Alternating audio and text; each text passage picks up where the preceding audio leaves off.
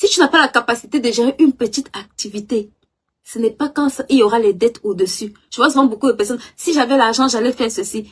Ma soeur, sans argent, commence à faire ce que tu peux faire.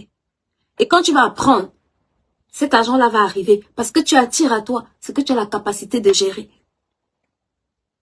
Parce que tout argent que tu attires à toi, que tu n'as pas la capacité de gérer, ça va repartir, tu vas le perdre.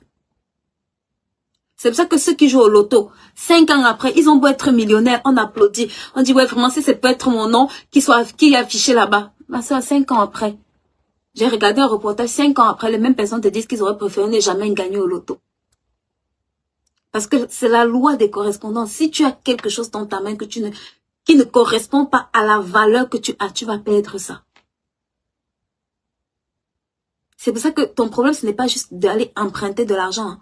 Écoute-moi, même la banque, avant de te prêter de l'argent, il se rassure que tu as la capacité de générer 3 fois ce qu'il peut te prêter. Quand tu es un particulier, demandez à ceux qui font dans l'immobilier.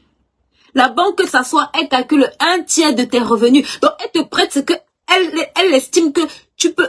Elle te prête le 1/3. Ça veut dire qu'elle s'assoit et elle fait une analyse. Et elle se rend compte que il faut qu'elle te prête 1/3 de ce que tu es capable de générer. Toi, tu vas emprunter ce que tu n'as même jamais généré dans ta vie. Comment?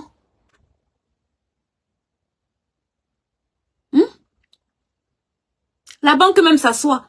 Elle divise par 3. Tu touches 1000 €. Elle divise par 3. Elle te dit non, toi, on ne peut que t'emprunter jusqu'à hauteur de 300 €. Toi, tu veux faire une activité. Tu ne t'assois pas pour te demander combien est-ce que cette activité génère. Est-ce que je ne peux pas emprunter que le 1/3 de ce que je suis en capacité de générer. Toi, tu vas aller emprunter 100%. Ah bon.